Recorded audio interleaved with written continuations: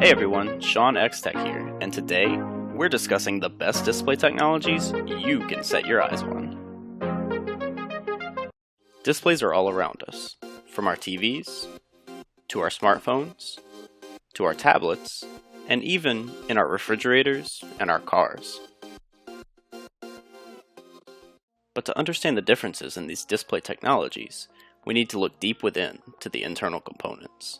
Typical displays are made of several different parts, but today we're just going to focus on the main component, which are the pixels, that produce the light and picture that you see on your display. Pixels are assembled using light-emitting materials in an RGB arrangement to give off red, green, and blue, which are the primary colors of light. And together, they give us white light, and every color in between. Screen technologies have been shifting in recent years, from the familiar plasma and LCD monikers, in favor of emerging technologies such as QLED or quantum dot LED, OLED or organic LED, and micro-LED, which is a technology that's yet to be commercialized but we could see in the very near future. Today we're going to focus on new display technologies, and to do this we're going to focus on televisions as they're the largest canvas in order for us to view these displays. QLED display technology is among Samsung's flagship televisions in the current market. Their tagline of "See nothing else" imagines a television that is frameless and blends in with the environment. Here is a cartoon depiction of what we can imagine a QLED pixel would look like if we could see it with our naked eye. QLED TVs utilize an LED backlight similar to the recent LCD LED TVs that have been on the market, but instead use inorganic quantum dot particles to make up the actual pixel, and these particles absorb the light from the backlight of the LEDs and emit light of their respective color within the pixel, red, green, or blue. The size and material of these quantum dots determine the color that is produced, and these particles are tunable to emit light across the full visible spectrum, which makes them potentially more versatile than other technologies. But where they really excel is in the brightness at high saturation, where the colors really pop.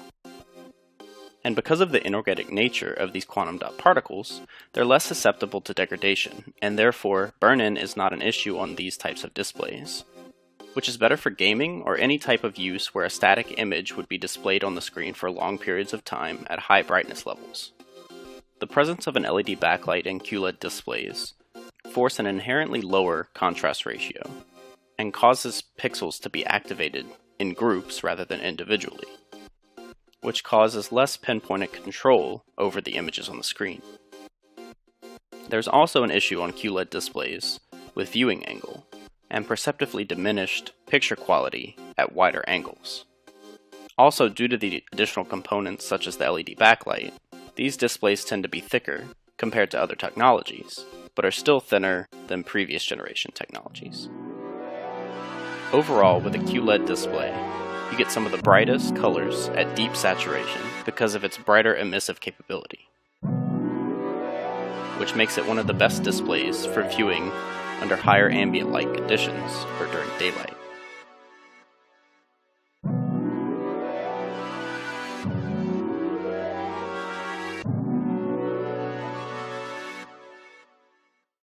OLED display technologies have been taking the market by storm, and doing so in style, with a broad color gamut and a vibrant picture.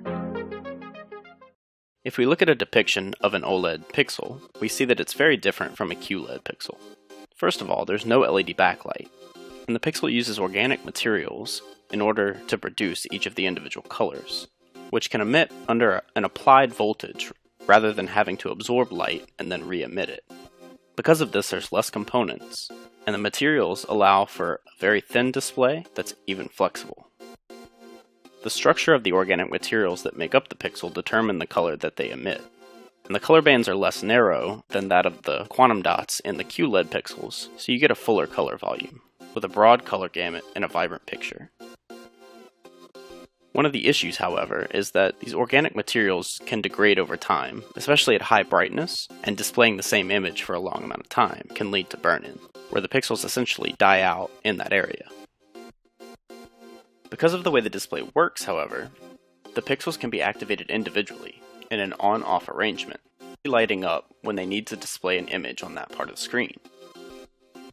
This leads to the highest contrast ratio available, with vibrant colors against deep blacks, with nothing being overexposed or washed out. LG has taken the lead in producing OLED displays specifically for televisions, producing spectacular colors with their proprietary filtering technology. These are also the thinnest TVs out there, with a super slim profile, and all of the components kept in a lower containment module either on the TV or below the TV.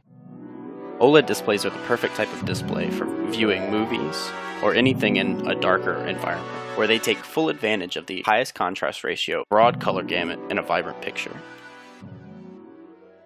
Our last display technology to discuss is microLED, which is expected to be the next major display technology to take on QLED and OLED while combining the best of both technologies. Samsung is set to bring this technology to market later this year with their massive display they call the Wall. MicroLED displays use the same principles as typical LEDs, but at only 1/100th the size. And because the pixels are made up of LEDs, there's no additional LED backlight necessary. LEDs are made up of inorganic materials that emit light under an applied voltage, and the materials that make up the pixel determine the color that is produced.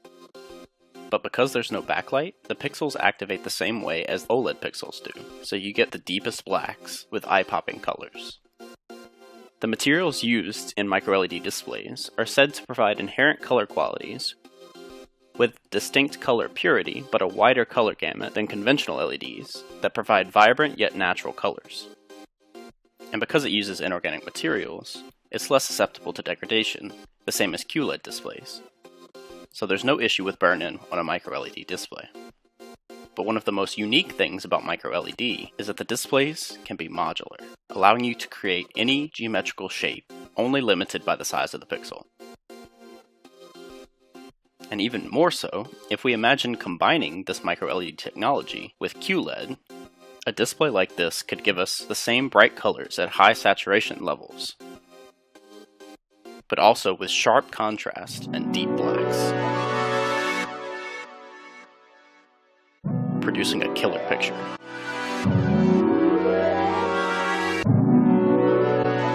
Samsung's Wall display will certainly be for the higher-end commercial market, but this type of technology could reach smaller displays with other devices within the next few years, and has the potential to give us resolutions up to 10K. Tell that to your 4K TV at home.